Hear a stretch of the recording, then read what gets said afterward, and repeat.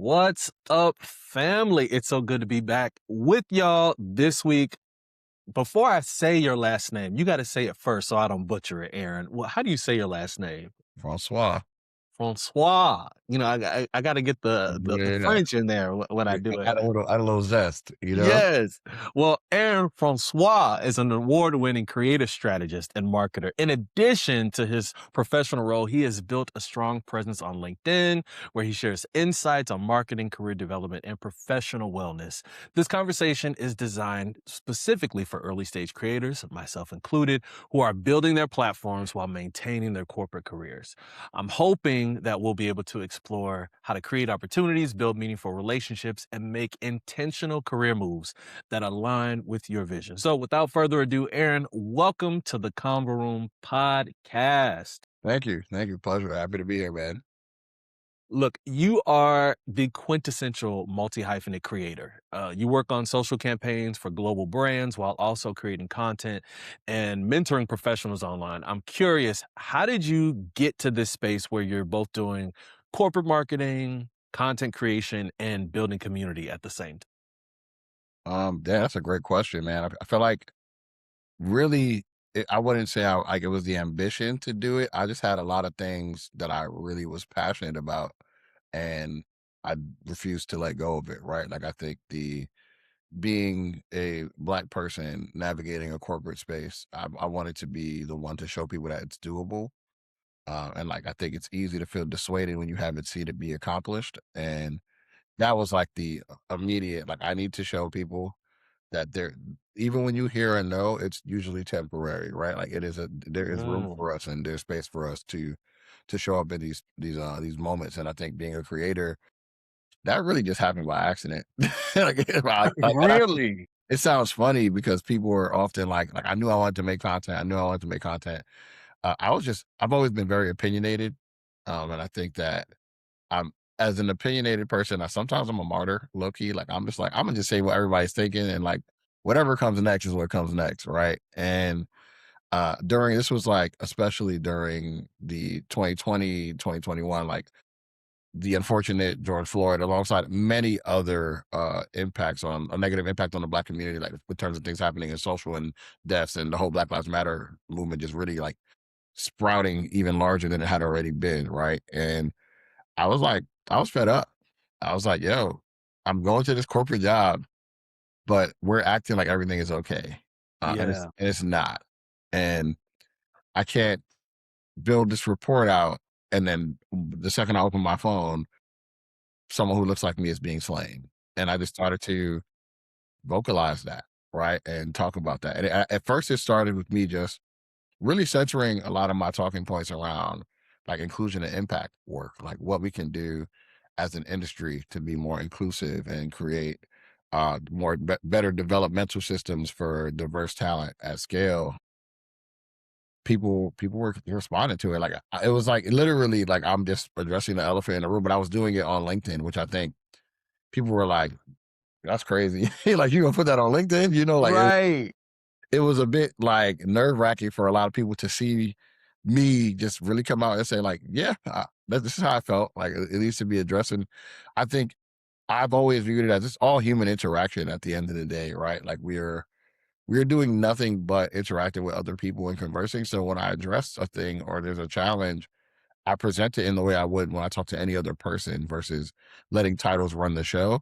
And that's what got me from that point to eventually like realizing, okay, like I'm sharing things that people are finding of value. And people are coming to me when they see me in person. Like, I really appreciate what you post on LinkedIn. Like this, how they helped me with this career challenge, or it taught me this. And then I reflected for a moment and I'm like, well, I have a wealth of knowledge, right? Like I actually am a corporate marketer. I'm also just like well versed in holistic life. Like I'm a nerd, I'm a sneakerhead, like I'm a gamer, like all these things make up my identity. And I'm only sharing one aspect of that, right? I'm like, unintentionally isolating my experience versus like sharing the holistic picture of me in hopes that it inspires other people. And that's when the switch was flipped to the content creation aspect of it all. Like, no, there are many things I can talk about, right? And that's where I started focusing on like your career. Like, how do you navigate your career? And because it wasn't just about inclusion, it was about like actually having the keys and the tools to really navigate and push forward in your career. And then when I think about creative and social strategy, like I didn't want to be just the black guy on LinkedIn or like the black guy who talks Right. about inclusion on LinkedIn. It's like, no, like by trade, like I have a functional business role that is a creative strategy, background. And I've worked in comms, I've worked in media, like I've done all these functional roles. I just really care about inclusion and impact. And I can do that through the work that I do now, but I need a space to talk about that, right? And like how you can have a traditional business function role and still have impact on like inclusion and equity, diversity, inclusion. Sorry, like that whole and DEI and the whole gamut of it all, right? Like what that looks like from a work output standpoint. So I think I was just pushed to kind of merge the worlds and make it happen full scale. And then I mean, even after that, it just turned into like mentorship was a thing I've always done. Like that was, I think, the undertone of everything I've done has been mentorship. Like I've been mentoring. I'm an older brother, so like I'm the oldest of 9, and most Oh, people wow. they're like, "Oh, that's crazy." I'm like, "So yeah, but like I was born a mentor. Like this is literally like my thing." And it just poured into many areas. Like I was mentoring in college. I was doing it once I graduated, and now I got into this field where I just realized some of the things that I wish I had, I can now provide to people. And as I become more senior, I want to provide more access, right? So that's definitely been like a very big thing for me across the board. So sorry, I gave you like the full spiel, but like I want that's it really all. how I got here. Like it wasn't like a traditional route. So I really want to pick apart. Perhaps you seem to indicate that it was really organic. It wasn't this like, oh, I'm going to post every day for 30 days and this is going to be the topic. And this is, well, it could have been, I don't know, but it seems like it wasn't Well, that. It was really, more recently, those types of thoughts come to mind, right? Like over like the last 3 years per se. But like when I really had started to like create content or from the outside world's perspective where I was like making content and I wasn't branding myself a content creator, like there was no system in place. It was like I'm just feeling this thing, I'm gonna say this thing. and now what does that system look like for you? I'd be curious to know, like, just the workflow from idea to post. I think it's well, first I treat myself the way I treat my clients, right? Like I think I do the brand audits. I identify which platform feels the most feasible for me. Where do I want to maybe experiment? What's something new I want to try? What are my ambitions? What are my end goals, right? Like not just thinking about it from a I want to get views or engagement, but like if I get views and engagement, what do I want those things to do for me in the long haul? What types Mhm. of opportunities am I looking for? Like, are you creating content for brand partnerships? Are you trying to get speaking engagements? Are you trying to translate this into visibility for a larger initiative you're working on? Like, what are different things that you're trying to actually do through the content you're developing? And you map that back to like maybe like I do things in threes. It's a strategy issue I have, but like your 3 pillars, right? Like what is the thing that you want to tap into, which is where I ended up figuring out, okay, these are 3 areas that really speak to who I am as a person because your pillars should speak to your ethos and your values. You can't just pick 3 random things that just don't align with who you are because they seem trending. Because it will be clear when it's not authentic and when you're typing stuff out, you're like, damn, this doesn't feel right. And also when people are reading it, they'll know. And then I just started to shoot my shot in terms of like putting up content, seeing what works, what isn't working. But the thing about creating content is you have to accept the wins with the L's, right? Like I Mm. had a post go viral one week, and like I could post something later that week, and it's almost invisible to the internet. Like you're like, whoa, like who's icing me out, you know? So you have to be okay with that. Like it's really ebbs and flows. It's the same thing as running like any brand account. Like not every piece of content from a brand goes viral. I mean, half the time people are already dissuaded because it's from a brand, and you have to treat it in that same demeanor. And a big piece of it was carving out the time. I think that was the biggest part, Uh-huh. treating it like to some degree, like a job, but like a more of a hobby, like an interest to a degree. Like you have to enjoy it because when it really mirrors too much of the job, it becomes stressful, right? So, say I think of it as like when people pick up a pottery class or an instrument, you you make time to go to those classes to do the thing you enjoy doing. And like that became a time slot that I would hold for myself for creative expression. Then I built templates, infrastructure. I have like lists of things of inspiration. I collect inspiration everywhere I go, and Mm. that's been my system overall. And what does that tech stack look like? Because it seems like you've done the audit. You say, "Hey, I need to carve out time on my calendar." How much time? What does that look like? Because I'm just assuming, brother, time is if you're in the agency world, time is precious. Well, yeah, And then, what systems and tools are you using to get the idea into that post form? yeah. I mean, great question, man. I feel like, well, one, time is limited, right? Like it's a crazy situation, but I think for me, I also have a nonprofit, so it's like Mm, I do my day job. I work on my nonprofit, which is my other day job, damn near. Like it is that it's a big deal, right? Like you don't start a business to say, yeah, somewhere around the lines I'll get to it. Like it's a thing. It is as important. It's called Black Visionaries. It's a space for it's Black professionals across industries. And that started in 2022. So it's for 4 years, I've been doing that as well, alongside having already been in marketing for almost 10 years. And then out of nowhere, I'm like, well, I guess I'm a creator now. And then all of this became like a full aspect of my identity. I think for me, what was interesting was realizing how important boundaries are and how okay they are to set. Like that was the thing. Like it was on these days of the week, I will work on my Black visionaries work after work or, things like that. Then with my day job, it was how urgent is this thing? Because I think in marketing, urgency is like a swear word. Like everything is urgent. And you hear it and you feel like I need to drop whatever I'm doing, even sometimes even my personal life mhm, to do this thing. And half the time it's not that urgent. You have to get that good at discerning for yourself what is urgent and monitoring expectations, right? And getting your mhm, own feedback loops in and really like getting everything in writing. Like I'm a big, okay, cool. We agree on this time. Here's my recap. Here's my expectation on this. Are you okay with this? Are we on the same page? That way, everybody feels good about what the agreed upon timeline is. And now you can go and do things as long as you get things done in the time that you have agreed to, it's fine. Like it is not that deep. But I think we're just constantly in a state of panic a lot of the time, just with the state of like the job market and fear of negative impact on our roles, and a lot of that stuff just sits on people's shoulders consistently, yeah, and it impacts your ability to set like personal boundaries and really just refrain from like actively burning out, because sometimes burnout is inevitable, other times burnout is a choice. Like people do things that push them towards burnout, and that's mhm, what I've tried to really work on avoiding, so I can have space to do that. And then after that, I tend to use like things like my weekends to build my content system, and not my whole weekend, because like I like to be outside and chill with my friends and whatnot. It's like 2 hours on a Sunday is nothing, Like I think of it as a trade off of things I may have done if I would have binge watched a show, like binge watched anime or a new series that came out, or whatever the case may be.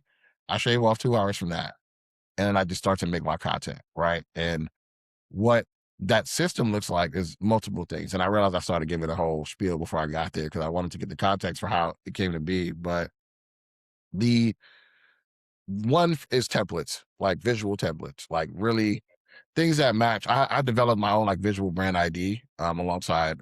I had a creative partner who helped me do it. And I was like, yo, okay, I know I need templates because I cannot keep making visuals from scratch at certain times. Two, finding formats that work for you and your lifestyle. Like, I don't have time to shoot a bunch of video content. It's just that's not my bag. Am I good on video? Sure. I like video. I can make one. I just don't have the bandwidth to consistently say, I'm going to shoot 2 videos this week or 3 this week. So I started thinking about text only. Then you think about the types of text only. Like, is it meant to spark like relatable conversation? Is it meme style, like almost like posting on Twitter? Then followed by gems. Like I'll do a mix of both, right? Like I mix my career gems, but I also sometimes like I have something funny that I know other professionals relate to.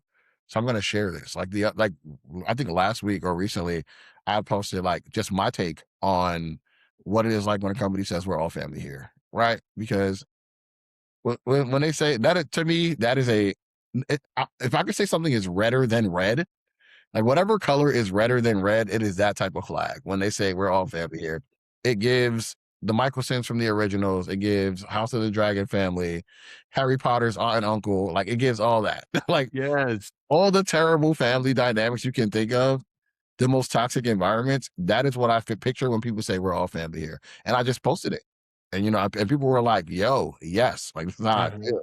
But like I think it's not just about, while professional development is a pillar of mine, it's also about opening the world to conversations as well, so people can see that they're not alone. Like that's what that stuff actually does. Like people may mhm, see it as like, oh, you're just like joking around on LinkedIn, but it's like, no, I'm opening a doorway for a conversation that often gets buried or under visualized because people are like, oh, it's not that deep, or maybe it's just me, maybe I just don't. mhm, But then when you see 200 other people comment and they're like, facts, like, I agree, this is insane.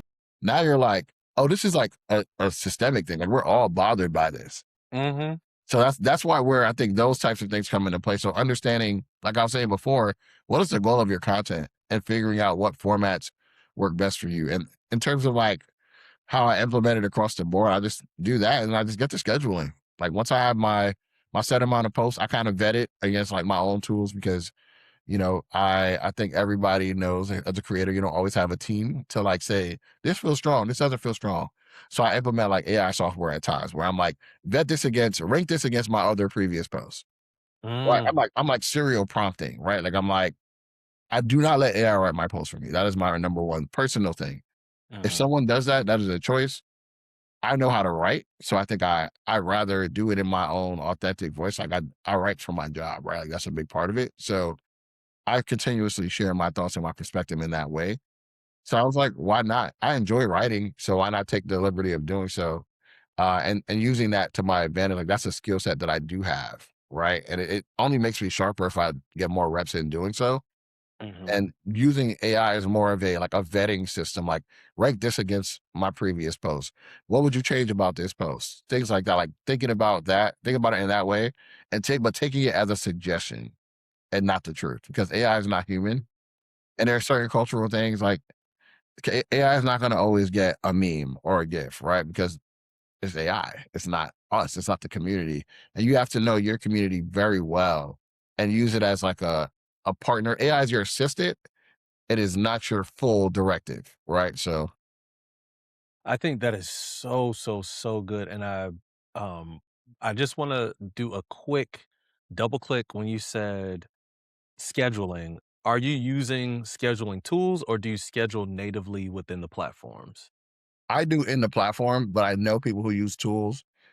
I'm just honestly, it's just been easier for me to do it in the platform, man. Like I'm already there. I'm typing up the post there. I think I enjoy being able to double back between like my LinkedIn feed, see who's posting what, do some engagement in real time. And sometimes you get a spark while you're in the feed. I think when you're in the platforms, you're just like typing and you're in a space where you're in this third party platform scheduling your content, but you kind of miss the, oh, like this just happened right now on LinkedIn while I was making this post.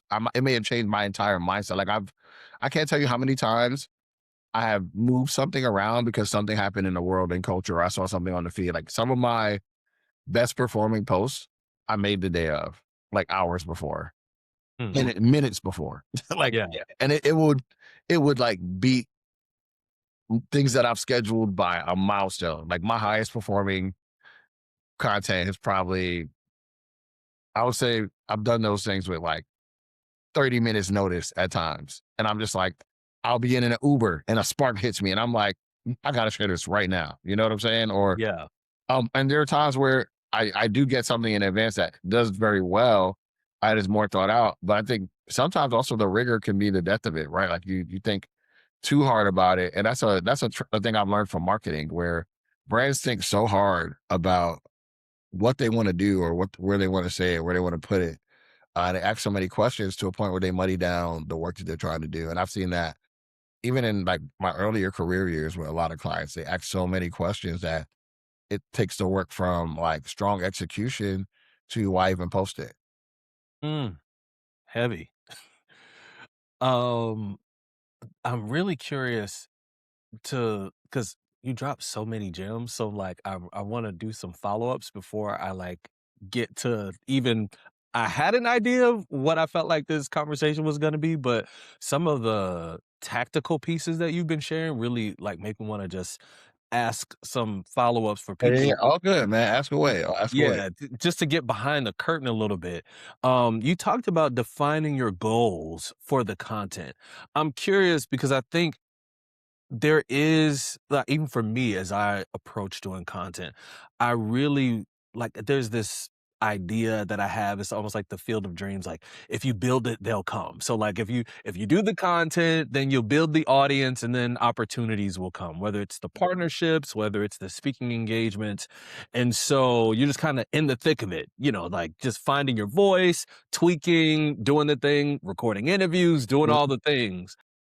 But I wonder, do for the end game of the creator, does it make sense to just talk about your expertise, talk about your life, talk about your interests, and you feel like you can attract those partnerships and or speaking engagements? Or do you feel like there has to be some intentional positioning? And by intentional positioning, I just don't want to use a blanket catch-all term. I mean, like, do you have to show yourself in those environments in order to make it make sense to be invited to speak? Or do you feel like the speaking engagements can come with talking head videos, or vice versa for partnerships? Do you feel like, well, if you got the engagement, people are going to reach out regardless? Or do you feel like there needs to be some proof of concept of the type of Mm. partnerships that you want? Like what's coming first, the chicken or the egg? Do you have to present yourself as somebody who's already there? Or do you feel like with the audience comes the opportunity?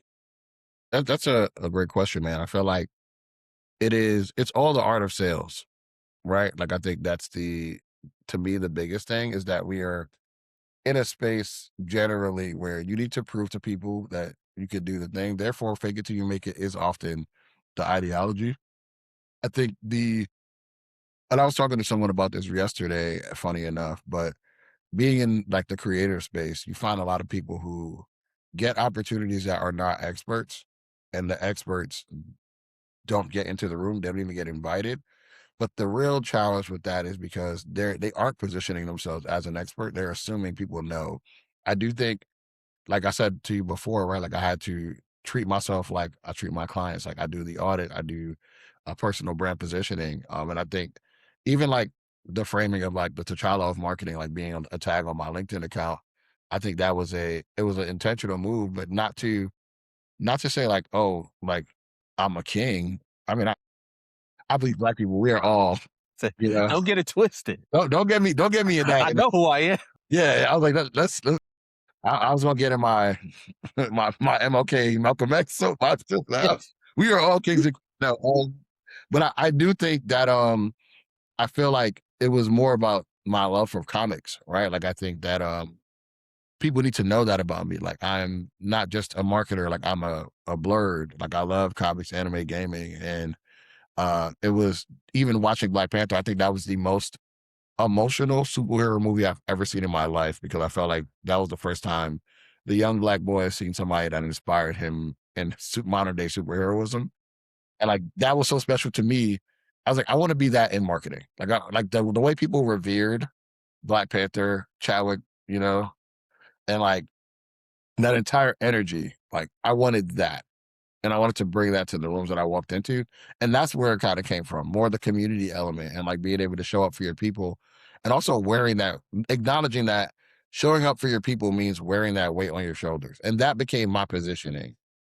And that was how, one, it turned into a lot of opportunities for speaking because people can say, like, oh, I can point to this exact person that does this thing. Also, people need to see you do it. And that's proof is in the pudding. Even if you have not done explicit brand partnerships, being able to talk about how you would do it or sharing ideas or showing how you use the brand in your day-to-day life is still important. So like you want to work with insert random sneaker brand or beverage brand, show make content with the product already in the video and tag them, right? And like do it. Unfortunately, sometimes you gotta do it for free, and then eventually it turns into a partnership. Like a brand that's smart will pick it up and want to engage with you after. When it comes to just like how you position that, whether you've done it before or not, you just gotta kind of put yourself out there and be okay with the fact that you are doing that. And it's easy to be intimidated. Like I haven't had a brand partnership before, but you often have something that others do not, which is why you have a following. You know what I'm saying? And like that's what has gotten you to that point. Like I would say for me, one of my strategic advantages is I'm a creator that works with creators. Like I work with a team that hires creators to bring in to campaigns. So I understand the partnership aspect on both ends. So I understand deadlines. I know how to read a brief because I write briefs. You know what I'm saying? Mhm. Like it's easier for me to digest certain things, and I can actually layer on strategic ideas in a different way because I do the same job you're trying to do with me. And Mhm. that makes me an ideal partner. It makes it easier. And now we're going from trying to get me to understand how this briefing process works to, oh, can we co-create this brief together to see if we can come up with something really dope, right? And like that's where and same thing applies to like speaking engagements where they're kind of writing it and sharing a talk track with me, and I'm like, okay, cool. I think it would be really dope if we could touch on this, right? Because I know the state of the industry, the state of the world is X, Y, and Z, and I'm able to offer insight and thoughts. And I think that being able to position myself as that partner has been like such a beneficial and unique POV because a lot of creators are creators, right? Like they're not corporate marketers per se. I think there's been a big boom in like corporate professionals going to creator economy, especially on LinkedIn. Shout out to Mhm. like a lot of my homies like Brandon, Jade Powell. Like those are like two people who I really do want to shout out because they gave me a push in a lot of ways to be like, yo, Goats. like Yeah. stop playing, you know, like, Mhm. and I've always like Brandon and I are really good friends, and I think we would talk, and he'd be like, "Yo, bro, you playing like you got the content, you actually do the work, you are in your own way right now, Mhm. and you don't realize just sometimes how powerful that community is that to give you that little extra nudge." And one day I just woke up like, "Yeah, you're right," you know, like let me lock in. To be honest, like it's really it was me in my own way because a lot of the things that would set me up for success, I was already doing. Like I've been getting speaking engagements before I was like fully in the industry. So like I've been speaking my whole career, right? And I think that was already something that I knew how to do uniquely. Where most people are not that great speaking to a crowd. I can speak. It doesn't matter the number of people. I can speak to any number of people. Like I've spoken to classrooms to conferences, right? And I think it's a skill set that I underplayed until I realized later in my career, like this is a valuable thing, and I need to show that.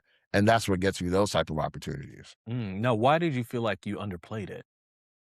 I think I just saw it as like I can speak to. I've spoken to people for so long, I didn't realize how awkward it could be for other people to have to be in the same predicament. Like it was a natural thing for me, and like it stems from like previously to my marketing career. I would actually host a lot of street dance events. So that's some lore for the listeners there.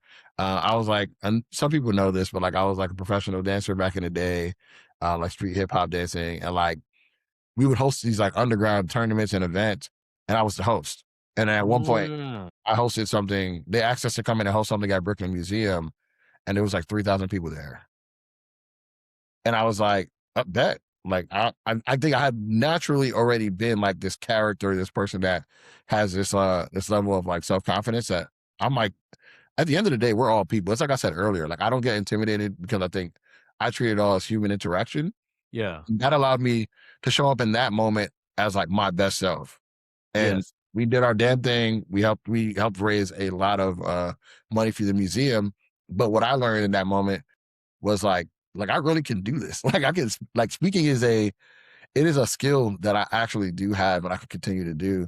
But I think after that moment, when I got to like corporate America, I think it's also the mental warfare of it all. Like it kind of tricks you into dimming your own superpowers, right? Like you don't realize like, yes, I'm a marketer, but I'm a marketer and insert plethora of other things you do. And then I did realize like being a great speaker, it was why even as a junior, I was a great presenter. Right. Yeah. And then I got to a point where now like I can train my juniors on how to present and give presentation tips and skills. But it really started off where I think that was a leg up that I had that I didn't realize was a leg up because it wasn't presented to me in that way of like, you're a great speaker. You should lean into this. It was more of a, not to be shady, it was a little passive, like, you're so articulate, which I think is a very disrespectful comment to give to black professionals because it's like, oh my God, you can speak. Yes. But I think I was in that era of my career very early where I Mhm. was like, that's a little crazy. And I didn't flip it on its head to one, manage how that was given to me. I didn't have the understanding from a career standpoint on how to navigate those types of comments. I just took it in. I was like, did they just say that? That's a little crazy. But I internalized it, compartmentalized it, kept going. Right. But yeah, man, I mean that was really what got me to that point. And now I just I don't even flinch at like a speaking engagement. I'm like, okay, like you tell me the crowd size, I appreciate it, but I'm just gonna do my thing one way or another. Yes. I've had that same experience, and ironically, I had the same reaction, and not that I think I'm just, somebody's press secretary or anything, but I do feel like I've had to think to myself, if you want to live an extraordinary life and you want to be extraordinary at what you do, you cannot be surprised when that exceptional whatever it is comes across to someone and they acknowledge it. And yes, it might come as a surprise because wrapped in the skin that you're in, sometimes it's like, "Oh, wow, didn't expect that." But that's not the only reason why you stand out. You stand out because no matter what the packaging, Mhm. you're extraordinary. Right. And I think sometimes we in corporate spaces, especially black and brown people who have sometimes you might be the first or you've been mentored and or been come under the school of thought of those who are the firsts. Sometimes those chips on our shoulders, while they can be valid, and then when they get knocked off we might have the same outlook and the same response. I do think we represent, and maybe this is just me being idealistic, I don't know, but I do think that we represent almost like a 2.0.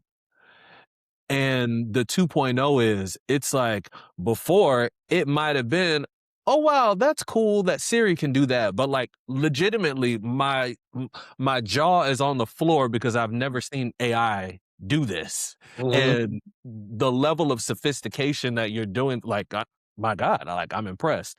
And I think that we cannot be surprised when the excellence Mhm. brings about surprise, delight, shock and awe. And so I just say for people who might be listening to this, like get used to it. If you're putting the time in, get used to people saying, "Oh my God, like that is incredible." Yep. Yep. And don't be so caught off guard that the packaging that you come in might Mhm. be a consideration, but also consider that it just might be you. And not Yeah. to, give anybody a Kanye complex. You know, it just might be you. And just get used to it. Yeah. I think it speaks to the idea that like in some way or form, everybody has a little bit of magic in them, right? And you have to you have the choice of whether you foster that. It's just like I'm a Harry Potter fan, so give me grace. But it's Yes. like you can foster it over years and become the best wizard there is, or you can let it dim, right? And it'll just never have realized its potential. But it is always your choice what you do with your magic. And I think that that is a thing that we tend to forget because people will also try to dim it. They'll try to act like it's not there. They will People will back you to into a corner of normalcy, but none of us are normal.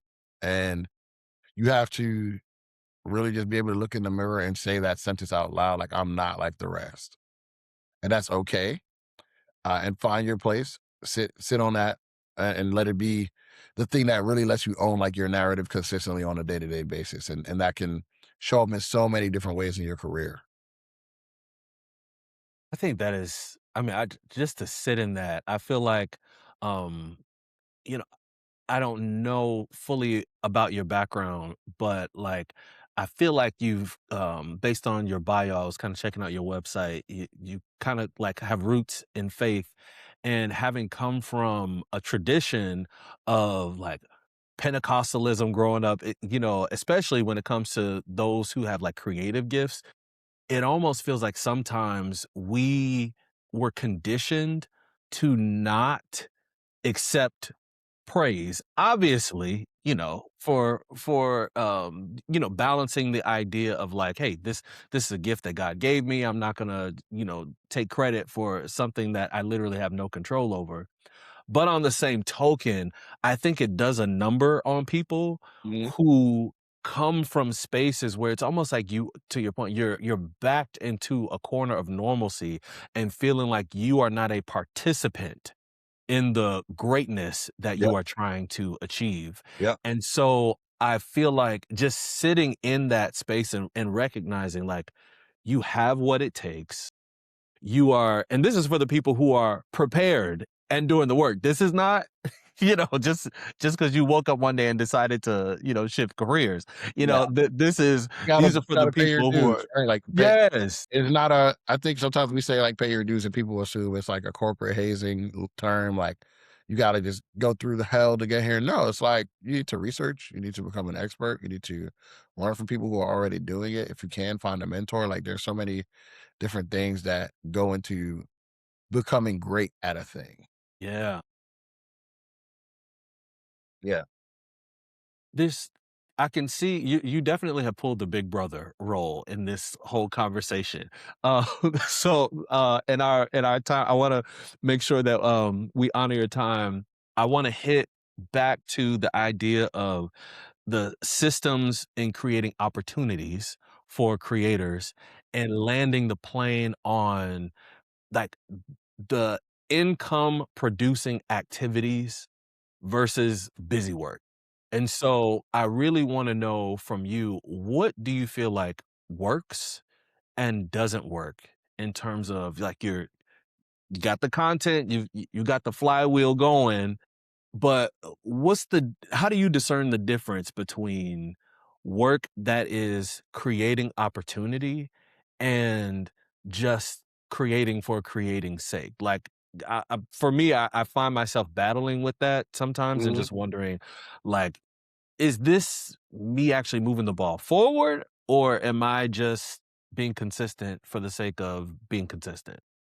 Well, I think if I'm being honest, I think moving the ball forward requires consistency. Mm.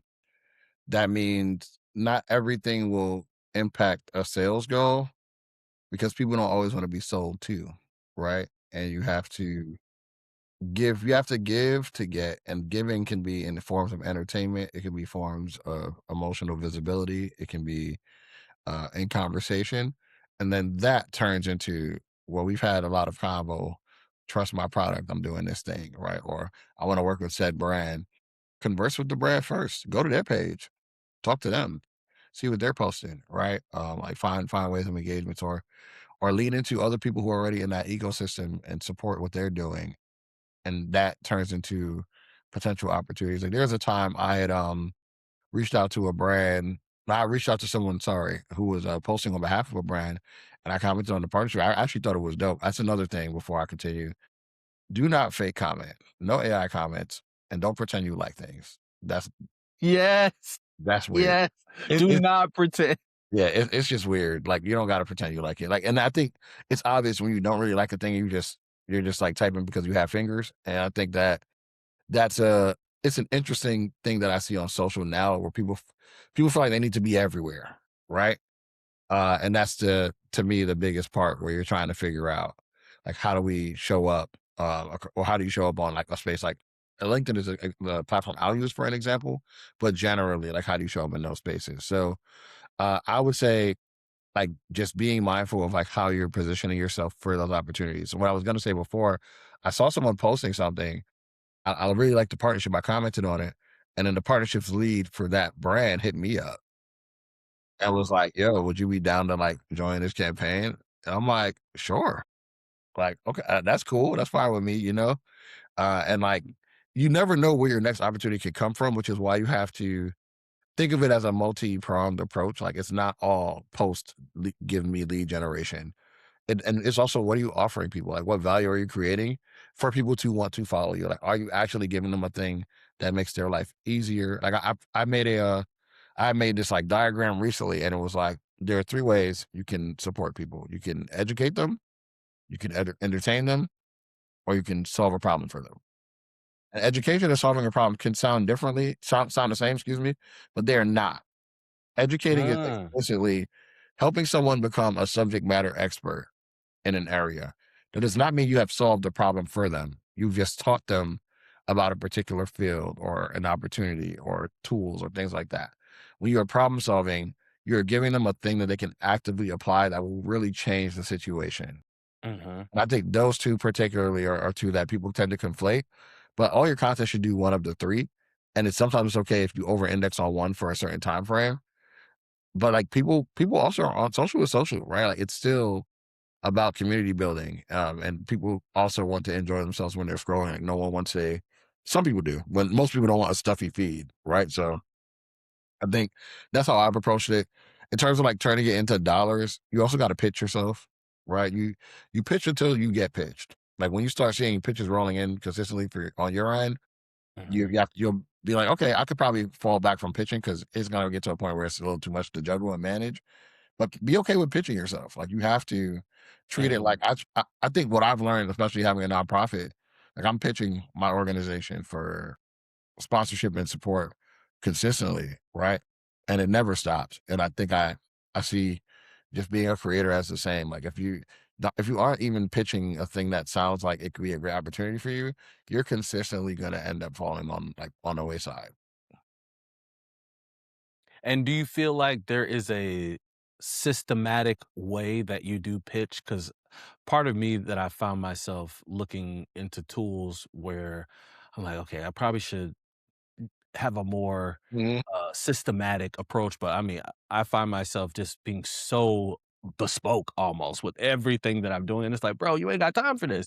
But I feel like, if you're reaching out, you at least even especially with securing an interview like this, it's like you really wanna let people know like, "Oh, I'm interested in you and in talking to you about this." And so I feel like you kinda have to put the time in, but I don't know if I that mean, you do, but you develop. It's all frameworks. Like make a skeleton of an email, but make blanks you have to fill in to make it personal. Like I think that's the simplest way I can think of anything. Like there's a template for almost anything you can think of in your life. You just fill in the blanks, and that's what personalizes it. Calling out brand name, calling out a specific thing or product that they do, calling out what you want to do for them. Like some brands, you may want to create content or video content. You may want to create content that lives on their page instead. Like maybe it's more UGC style content. Other times you may want to do a sponsored post on your page, right? Like calling out that type of stuff is also unique and intentional. So thinking about it from that lens specifically. nice. Is there any parting wisdom or advice you would want to give your little bros and sisters who are listening to this podcast, who've heard everything you've said, and they might be in that spot to where they're fighting the temptation to accept being normal, fighting that temptation to accept like, okay, I'm just gonna put my head down because it's exhausting to do this thing, to live out this dream, this vision I have. I don't know if I can be the greatest wizard I can be. What parting words do you have for them before we go? So many different things I want to say. I mean, I would say the first thing is like the most iconic people that you look up to, they didn't do it overnight, right? Like they didn't just wake up one day and say, I'm gonna be famous now. They actually got to a point where they were like, oh, okay, maybe I can do this thing. And then they spent hours, days, months, years owning that skill set. So you need to be okay with that. Like I think we underappreciate the journey, and the journey is what makes it all special when we look back on it. So really love the minutes, the time you put into the thing. And if you can't fall in love with the process, it'll be hard to appreciate the end. So I'd probably be doing with that, and then I'd also add that like the only thing. that made any superhero super to begin with was their story, right? Like that's My gosh. you only like Superman because you know he's from Krypton. You know what I'm saying? Like I think Brother. that's the biggest thing I can say for sure. Oh my gosh. Listen, we're leaving on that note. Tell people where they can find you and connect with you. I love your content on LinkedIn, but just give everybody the rundown before you go. Yeah, yeah, for sure. So on LinkedIn, you can add me at Aaron Francois. It is Aaron Francois with a key emoji next to it, so makes it a little easier to find. On Instagram, it is Aaron's underscore way. That is yes, that is my Instagram. And then you can check out my nonprofit as well, Black Visionaries. So on LinkedIn is Black Visionaries. You'll see a golden V as the icon. And then on Instagram, it's Black Visionaries Lead because that is exactly what Black Visionaries do. And yeah, I mean, those are the main places to find me. I'm on Threads, same thing as my Instagram, Aaron's underscore way. We're starting up with something new there. So you're gonna see a lot of test content there. Hey, But test yeah, away. hit me up. I'm always down to chat. Anybody ever wants career guidance, mentorship, or even just to check out their content, like please reach out. I'm always happy to be just a sense of light for people, especially in dark times. So Yes, sir. Well, thank you so much for sharing that light with us today. Everybody, I'll see you next week in the combo room. Have a great one. yes, sir.